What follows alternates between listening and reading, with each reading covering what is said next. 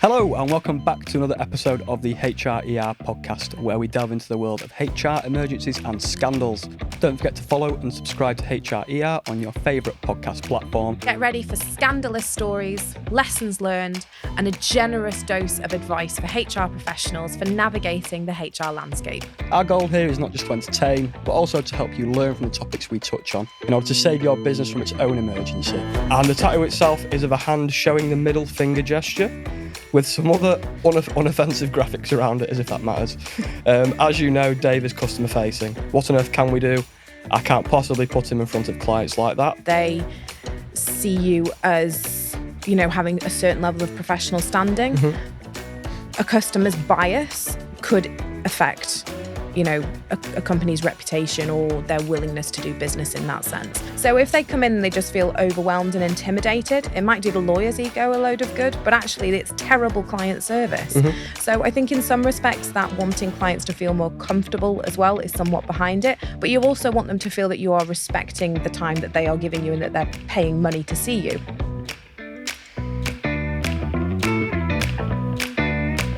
We're back in the room. I'm in a different chair though. Look at this, totally different setup. You're on the sofa. I like the sofa. I've been quite jealous of the arrangements so far, so I feel like I've got a bit of VIP treatment this week. I am quite envious, but the one thing I think you'll notice the drawback of is you've only got one armrest.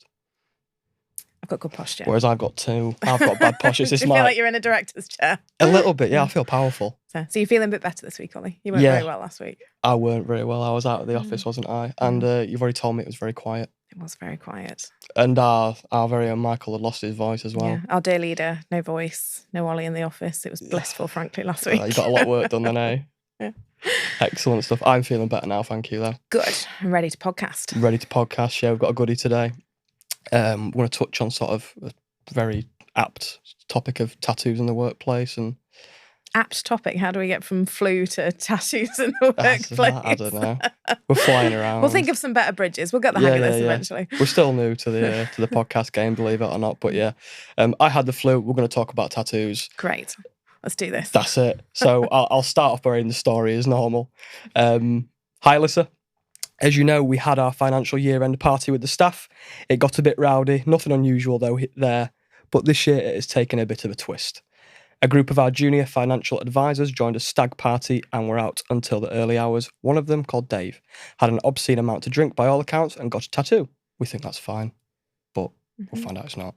Yeah. The tattoo's on his face, and there it is. About the size of an AirPod box, so... Oh, yeah, yay big. Sort of cheekbone size. That's a reasonable percentage of the face, isn't it? Small tattoo probably, but big for the face. Yeah. Anywhere else in the body, that's all right. Yeah. But on the face. And the tattoo itself is of a hand showing the middle finger gesture, with some other unoffensive graphics around it, as if that matters.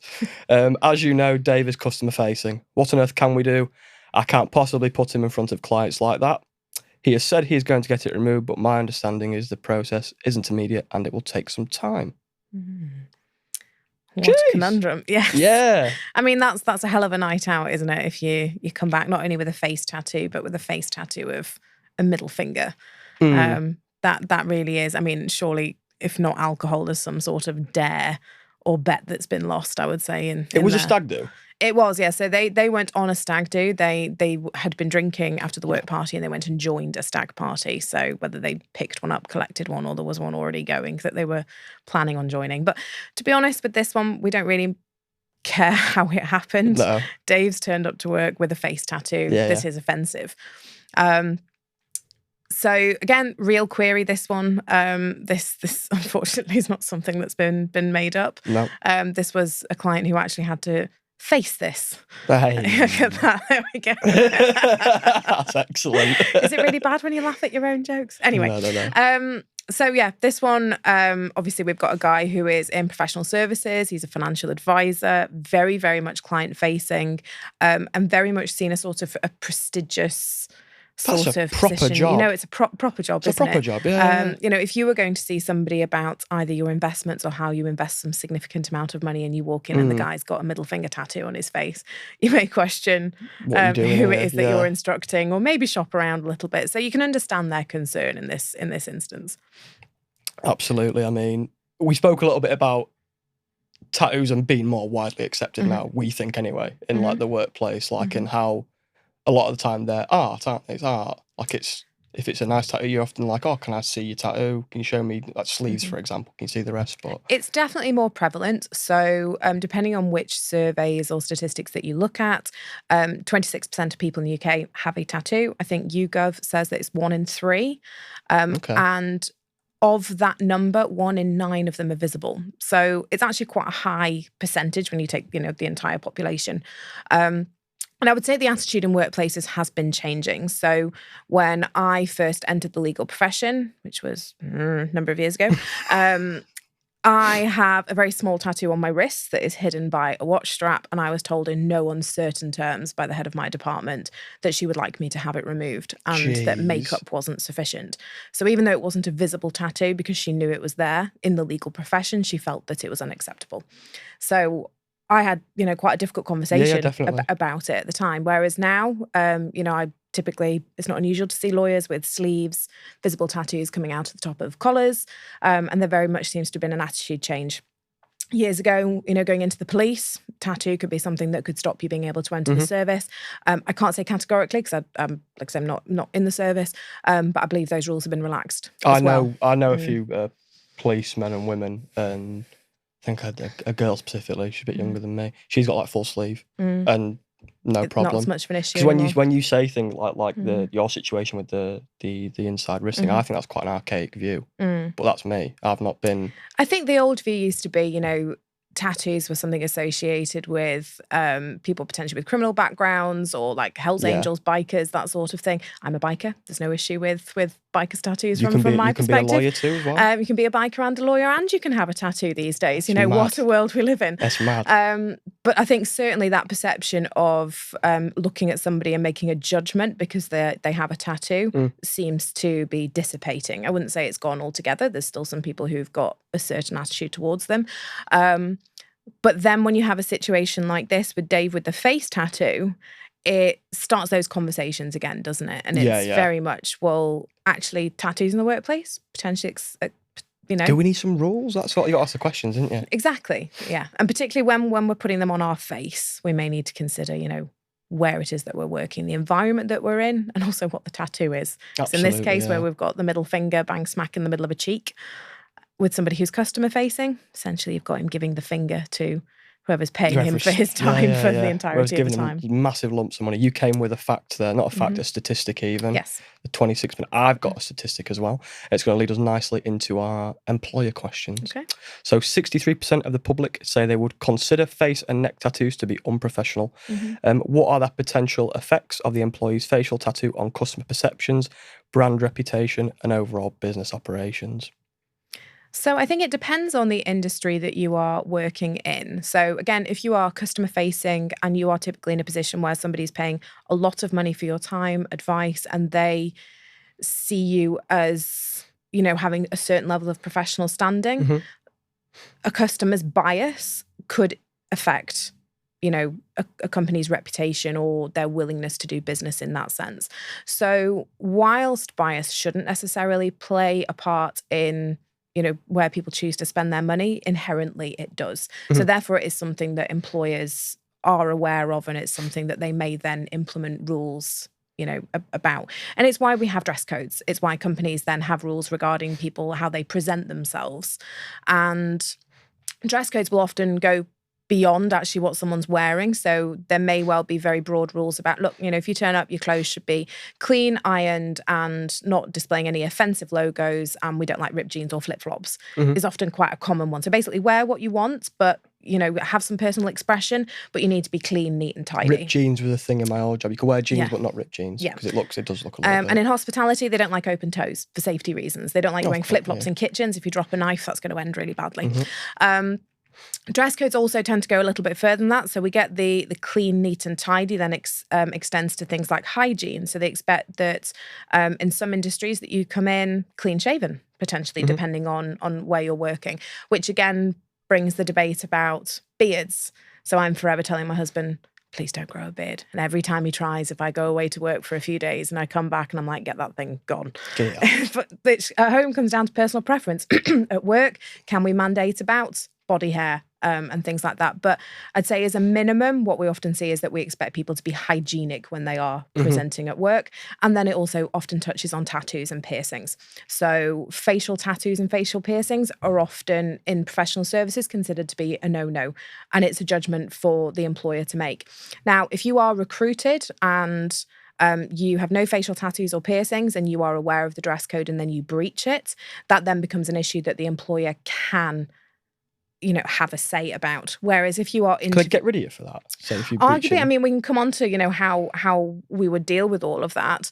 But potentially, yes, if they have a policy that was in place and you breach it, it could be we'll either remove the piercing, have the tattoo removed, or you're at home with no pay. You're in breach of the procedure. If you are not prepared to comply, it could potentially be misconduct proceedings, depending on, like say, how reasonable that policy is. But I think we'll come on to that in some later discussion. Okay. But if you are recruited and you have face, neck tattoos or piercings and you are recruited like that, then it would be totally unreasonable to ask you to remove them if you were recruited in with those in place. Okay, so if HR knew about it already, then it's... Okay, yeah, I'm with you. Yeah. Lovely. Second one. What specific company policies or guidelines were breached in this situation, and does this inform HR's response? You mentioned the it's dress code, but is there anything else that sort of, like you've seen that lean into tattoos and how they're moderated? So generally we'll have a dress code or, a general appearance or how to present yourself at work policy. So in this case, Dave was in breach of the policy. This company had a very strict dress code, very corporate business. They're financial advisors. They expect suits, ties from men and women. They expect them to be wearing business dress. And they had a very strict policy about face and neck tattoos and piercings. So with this one, and particularly because of the nature of it and because it was graphic and offensive, they simply felt they could not put him in front of customers and maintain any sort of professional appearance. Have you ever seen it where like employees have like been made to wear makeup or cover it up? So that could be a reasonable step that an employer could take, which is to say, look, if it can be covered with makeup, and there is specialist makeup out there that can do that. I've got a bit of a personal anecdote with this. I'm going to go there and say it's a family member because it is. He'll know exactly who he bridges. is. Let's do it. Works in a very corporate environment in the city, and City of London. That is, we're all city. Leeds is a city. And I'm definitely narrowing down who this is. Knock down. When he left university, he used to, in his spare time, he was a cage fighter. Okay. And he was pretty good at it, to be fair. So it was something that he continued to do. So it wasn't a case of, going into the cage, getting his arse handed to him and then deciding that was a bad idea, won't do that again. It was something he was doing fairly regularly. And his employer had an issue with the bruises.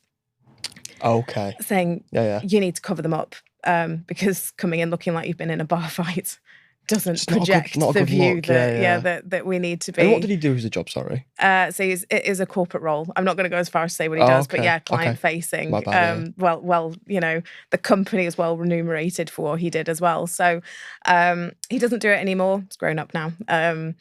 But yeah, they would say, look, makeup. Let's see if we can cover up some of the damage. Like, in another world, that's like developing a skill. If you can develop a skill for... I suppose so. What, the makeup artistry or the cage fighting? Well, both. The makeup artistry on the back of the cage fighting for a male anyway. Like, I've not got any personal experience with like applying makeup. We spoke about it a bit because I shine a bit on camera. Yeah. But I don't know where to start. You should have the powders down there. You sure you don't want any? Stop it. So yeah, makeup is a potential option to say, well, look, if it can be covered, depending on, again, I'm not a makeup artist, depending on ink colour, I think there can be an issue there. And also with the removal process, if they're breaking the skin, whether that would potentially cause an infection, I don't know. But if it could practically be covered with makeup, that would be one potential way. So what they actually did with Dave, he was in breach of the dress code. He was pretty mortified. This wasn't a tattoo that he had a sentimental attachment to, and he desperately wanted to get it removed. As you should. I think a couple of days later, when the whiskey had worn off, I think he booked the removal process as quickly as he humanly could, and he was fairly content to be placed in a non-client facing role for a period. which, it took several months to get this thing off. It did affect his promotion prospects. He couldn't hit his targets, so he didn't get his bonus. But he was fairly accepting of the fact that he was happy to basically keep his job.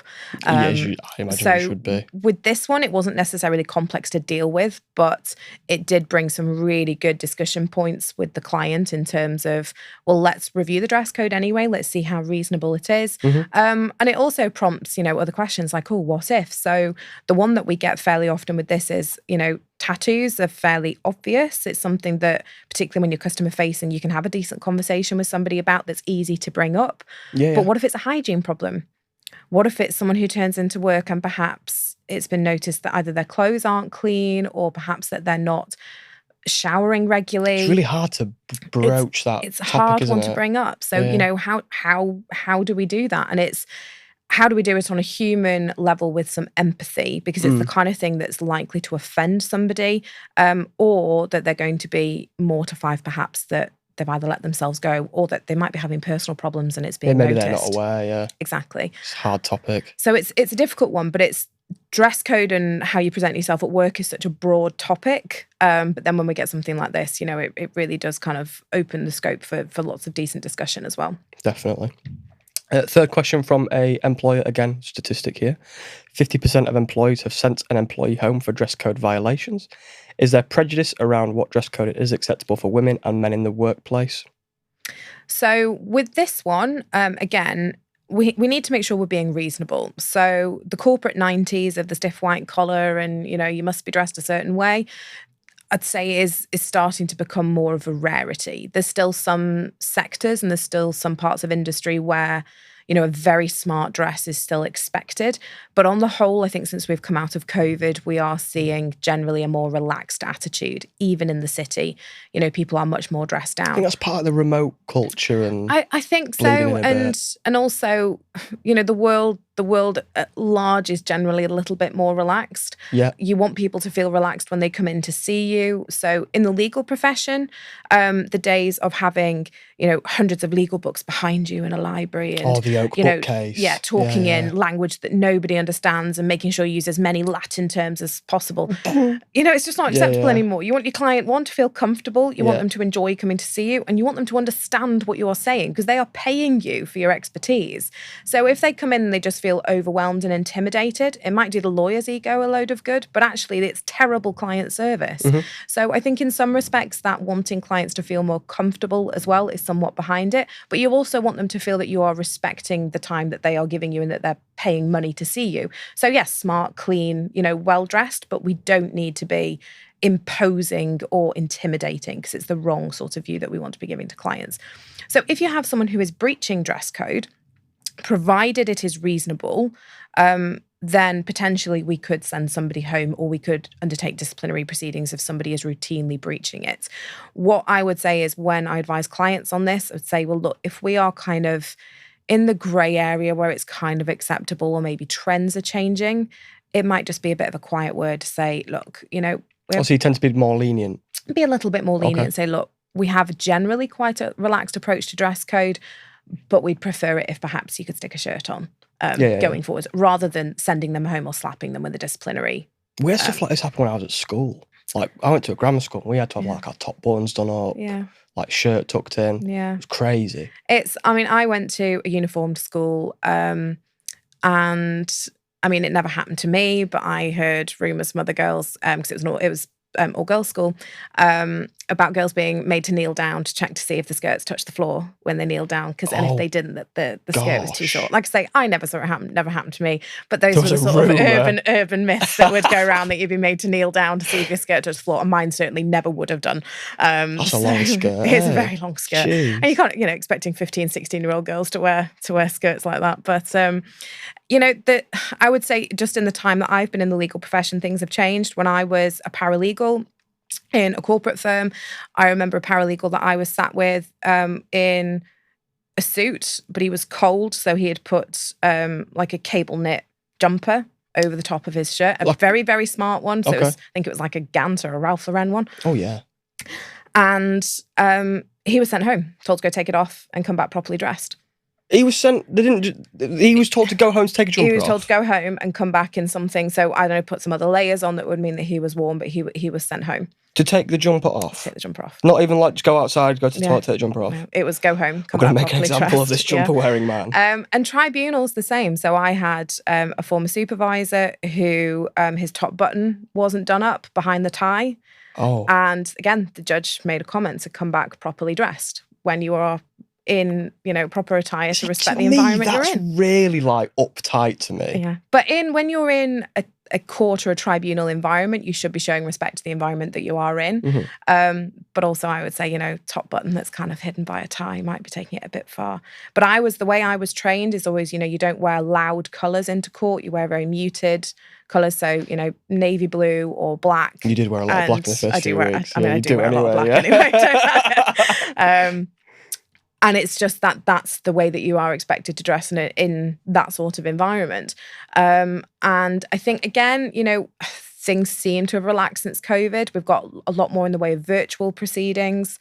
I do remember once going to tribunal and I saw a lawyer wearing socks and sandals with their suit.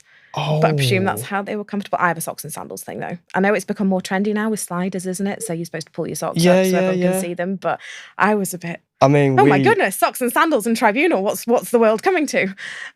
There's vicious talks going around of a Birkenstock summer in the office with socks and sandals. There's talks of that. Yeah, Michael don't like it, but no, I don't think I do. We'll have that conversation off podcast. Okay, I think I'll take that one off there. Okay, we'll move on to the next question then. Yeah, awkward. Last question as an employer: how did HRs balance the need to address the situation promptly whilst also respecting the employee's rights? So again, we're sort of leaning on the last question a little bit here in terms of we don't want to be taking it to extremes. If someone is following the dress code relatively closely, but actually we're seeing a little bit of deviation, but it's not offensive, they still look clean, tidy and professional, I probably wouldn't be saying anything. Mm-hmm. If, however, we think it's drifted a bit beyond that. So, if we're seeing offensive logos or perhaps people are wearing something that's overly revealing, that could perhaps cause offence to other employees or customers, then my view, first of all, would be always a sit down and an informal conversation. So we say, look, if you haven't seen the dress code, here it is. We've noticed that you are deviating from it somewhat. Mm-hmm. You may not have noticed, you may not have been aware. So we're just making you aware. So we're not going in there straight away with, right, that's it, disciplinary, or off you go home. We're dealing with it in a human way first. If somebody then refuses to comply, we're then into the realms of potentially refusal to follow a reasonable management instruction. So It's not necessarily a dress code issue. It's that they've been issued with a reasonable instruction, they're refusing to follow it. So that adds another layer to it, and it actually potentially strengthens the disciplinary approach. I wouldn't, however, be dismissing somebody for failing to follow the dress code unless they do something, really over the top, or that's meant to be offensive, or they're doing it to offend another employee. So if someone came in with something racially offensive or culturally offensive written across something with the intention of winding up another employee, that's getting into the realms of discrimination. So unless it was that level of extreme, which I've never come across, no, you have to be a pretty spiteful person. You would, and it would suggest that there's other behaviour going on there as well, potentially some bullying or intimidation going on. It's something that should be dealt with very much at a cultural level, where we're having those one-on-one conversations. We deal with it in a light touch way, and if someone doesn't respect that as an approach, then potentially we revert back to policy and we look at some more formal processes. And again, sending somebody home, I would say, would be a last resort. If somebody's not customer facing, why are we sending them home? We've had a word, see what happens the next day. We may well have the ability under policy to do that, and we need to make sure we've got that ability in the policy. We shouldn't be doing it if we don't have that. But is that really a precedent that we want to start? Getting you back to do it to everyone else, aren't you? Exactly. And it's that trust and that relationship point with employees. We don't want to be using a sledgehammer to crack a nut when we don't need to be. Mutual respect. Exactly. You treat them with some respect and hope that they respect, the instructions that you're giving them. Yeah. If they don't, we then have an additional problem potentially, which is that refusal to follow a reasonable management instruction. Excellent. We'll blitz through the employee questions now. The first one: what's deemed an acceptable tattoo in the workplace? Vicious rumour. I got told this last night. Air hostesses apparently can't have tattoos on display. think the Virgin advert would probably beg to differ. The Virgin advert's very inclusive nowadays, isn't it? Very, it's brilliant. Yeah. Like sparkly tattoos. So I think that probably depends on the airline and the country they're from as well. So I think, you know, where you've got countries that have got a very strong religious leaning, so Middle Eastern airlines, I believe their criteria are still extremely strict. Yeah. I think UK-based Europe states tend to be a little bit more relaxed. A bit more chilling. And again, a bit more inclusive in their dress code. So British Airways made a big point about their change in uniform that they offered. I think it was jumpsuits for women. And I have to say, British Airways, this is straight to you, you know, wearing... in the RNLI, I have to wear a onesie type arrangement. So I have what we call a woolly bear, which is our thermal layer, onesie. Woolly bear. And then my dry suit goes over the top, again, onesie. For a woman, not practical. I don't think I would want to be in an airline toilet trying to get one of those things off for a loo break on a long haul air flight. If anything, relating to a loo break, a onesie is more suitable to a man. Oh, definitely. So when I go out on a service with the RNLI, I'd try not to drink any water before I go out because I've got absolutely zero options. I would say the same with airline jumpsuits. What are they thinking? Wild, I'm not an air hostess. I'm not air crew, so I don't know. Maybe there is some sort of, you know, trade hack that I'm not aware of, but I just don't see the practicalities in that. So fair play for them trying to expand it beyond the pencil skirt, the suit, and the heels. But I just don't think a jumpsuit's the way to go. I think rethink that. Yeah, I think you need to rethink. But acceptable tattoos, we've deviated a bit there. Sorry. What we said earlier, like artwork, isn't it? Like if you've got a nice sleeve or like something that's sentimental to you, perhaps. I don't think there's any guide of what's acceptable. It's personal preference. I'd say provided they're not offensive and, you know, objectively offensive. What would a reasonable person think? Middle finger on the face?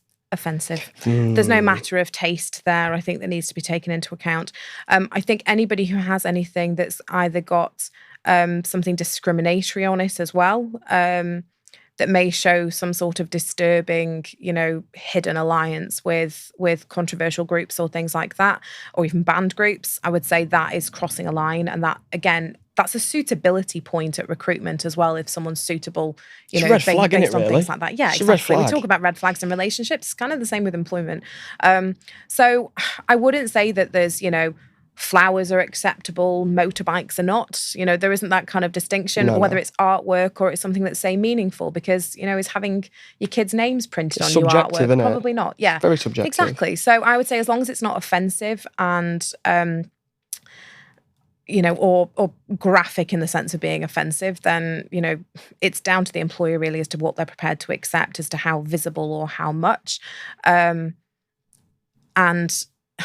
how they can justify it. You know, if you've got someone who isn't customer facing and they're sat in a room and they're not really interacting with people, well, what's the problem? Yeah, exactly. What's factory workers, like like hand tattoos. The hand tattoos was a big thing in the past. Like you couldn't have any on your hands. Yeah. But you see loads nowadays. Yeah. People, it's very much accepted. And I think there's lots of different sort of cultural associations with them. So gangs, you know, criminal gangs, there's sometimes a tattoo culture there in terms of specific tattoos that deviate rank or have certain meanings.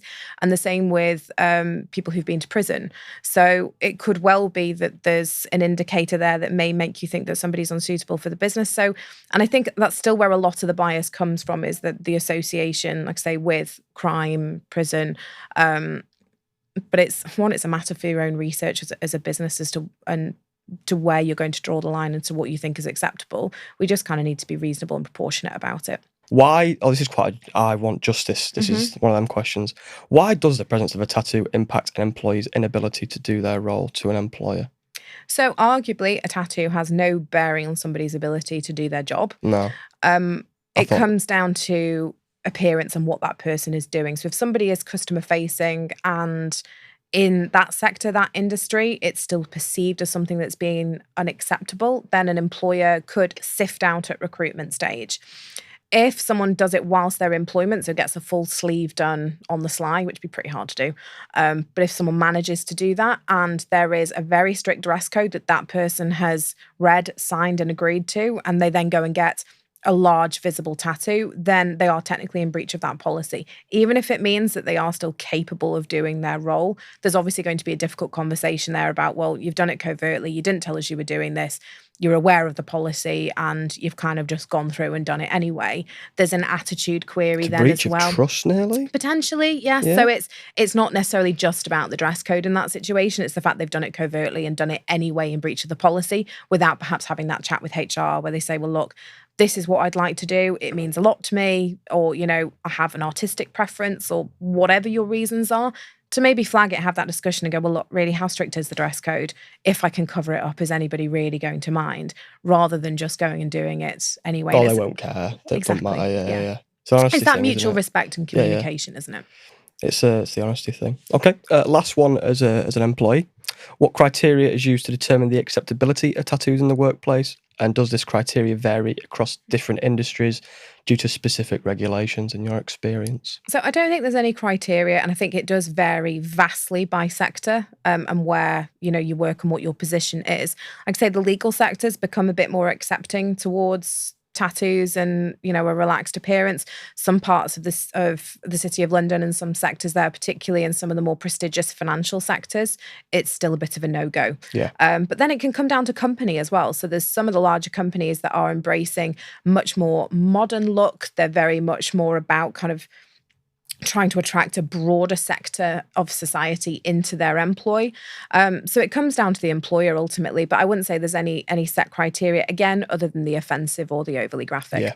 I think inclusivity's done a lot for this. Because of the sort of age and, well, I'm a 30-year-old white male, but like a lot of my friends, they work in industry, like the steelworks, they're electricians, and they're like tatted up to the gills, like neck tattoos. Some have got little ones on their face. Nothing offensive, like maybe a novel cross or something, or I think my mate's got a cactus on his foot, like a little cactus thing.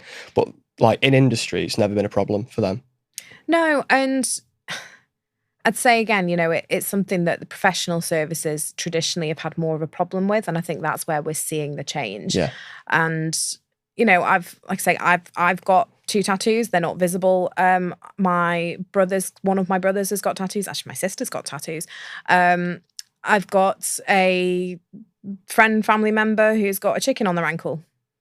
Why? Who knows? We'll never but know. Again, I can't say that that's ever going to cross some sort of weird criteria that a company may have. No. It's down to personal preference, and I think these days there is very much a focus on personal expression and allowing people to be who they want to be, and that actually they're going to probably perform better, be more relaxed and more settled at work if they are allowed to be themselves.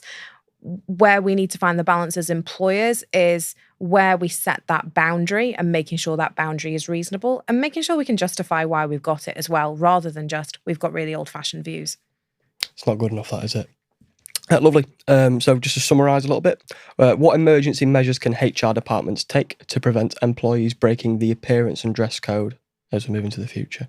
So I would say is where we've got people who are very obviously breaching it is making sure that we're having those conversations nice and early, that we don't let something rumble on because we're uncomfortable discussing it, particularly where it's around the hygiene issue.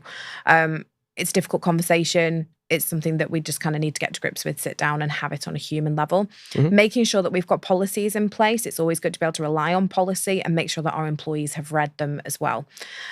Going forward, make sure you keep that under review, because what you don't want to be doing is through your dress code, if you are too strict or you are too tight on your boundaries, you could be excluding a lot of talent that could be bringing a lot into your workplace. And also, if it makes people culturally feel uncomfortable, are you considering, the fact that people do have cultural dress or perhaps express their religion through the way that they dress as well, and making sure that we are being inclusive and that we're not excluding people through the dress code.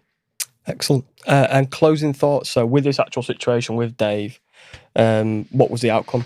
Tattoo's gone. I think he got a small infection on his face during the removal process. Okay. But no, all ended well. He's still at the business.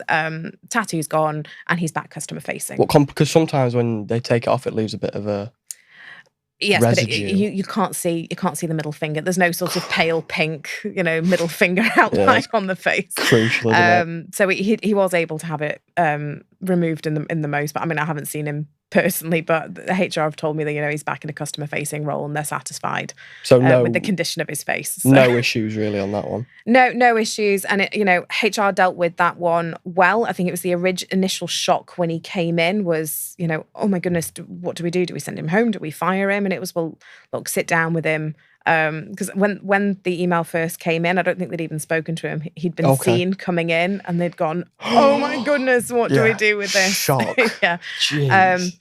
So I advised them to, look, you know, have a sit down with him, find out what's happened. There's probably going to be alcohol involved, given that the night before had been their financial year-end party. And an agreed roadmap. So, look, ideally, we'd like you to have it removed. By a reasonable deadline, and look, until then, given your position within the business, unless you've got any way of covering it up, we're going to be removing you from a customer facing crunching position. Numbers in the back sort of thing. Yeah, lovely. He was mortified enough that he was happy not to be customer facing, so it all ended well. Had it been someone who had not been happy with that situation, then that's when we'd potentially have had a bit more conflict, and we'd have had to then look at, well, you know, ultimately you have something offensive. It's on your face, onto the side of your face. Yeah. And my view would be it would be a reasonable measure to remove them from a customer-facing position if they weren't prepared to cover it up. Shouldn't be going out in public with that on your face, really, should you, let alone to work? It's crazy. Yeah, that's all we've got time for today. Thank you for your time and your conversation as always. Yeah. Like, comment, subscribe. Thanks for your time, everyone, and we'll see you next time. Until next time, we're your hosts signing off from HRER. Take care of your HR and may your workplace be disaster-free. Before we go, a big thank you to you for tuning in, and don't forget to subscribe. If you have your own ER stories or suggestions for future episodes, reach out to us at Heroes or on social media, or even hrer@heroes.co.uk. As we navigate the maze of workplace blunders, remember that no organisation is perfect, but by sharing these stories, we can all work towards creating healthier, happier and more productive workplaces.